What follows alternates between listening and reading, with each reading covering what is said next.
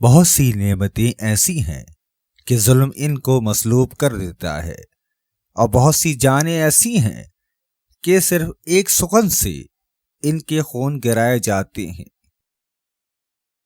ظالم اپنے دانتوں سے اپنے ہاتھ کاٹتا ہے، اور جو شخص دنیا کی لذتوں کو میٹھا سمجھتا ہے اسے ضرور تکلیف پیش آئے گی۔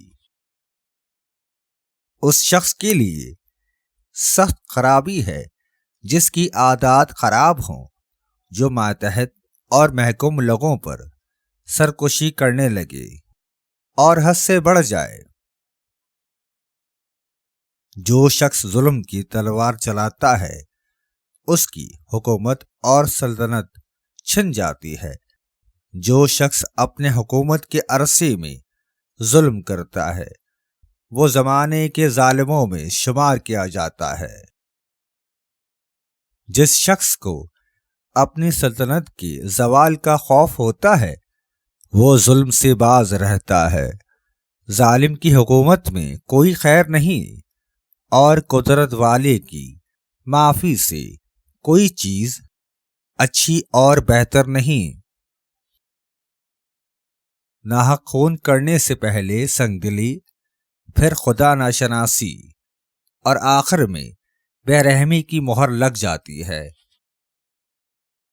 جہاں بادشاہ ظلم کرتا ہے وہاں آبادی نہیں رہتی، اور دھوکے باز اور ناحق لینے والے جنت میں داخل نہ ہوں گے۔ کبھی ایسا بھی ہوتا ہے کہ سختی اور تکلیف ہمیشہ لاحق رہتی، اور کبھی شریفوں پر غلاموں کی طرح ظلم زیادتی ہوتی ہے۔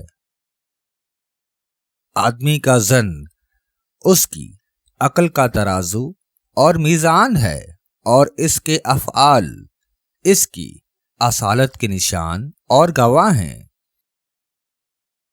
مومن کاظم جاہل کے یقین سے زیادہ درست اور کامل ہے، اور حق پر ظلم کرنا نصرت باطل میں داخل ہوتا ہے۔ اس بات سے بچا رہے کہ تیرا نفس ظن و گمان میں تجھ پر غالب آ جائے، اور تو یقین میں بھی اس پر غالب نہ ہو، تو یہ بہت بری بات ہے۔ سب سے اچھا علم وہ ہے جو عمل کے ساتھ ہو، اور اللہ تعالی کے ہاں سب سے بھاری گناہ وہ ہے جو اس کے کرنے والے کی نظر میں چھوٹا ہے۔ جب رزق بڑھنے لگتا ہے تو بندے پر دو چیزیں ظاہر ہونا شروع ہو جاتی ہیں۔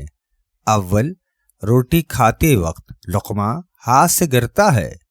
دوم، دائیں کان پر خارش ہونے لگتی ہے۔ جو شخص دنیا کی نعمتوں اور اس کی عطیوں سے غافل اور بے غم ہو جاتا ہے وہ عزت اور آبرو سے مالا مال ہو جاتا ہے۔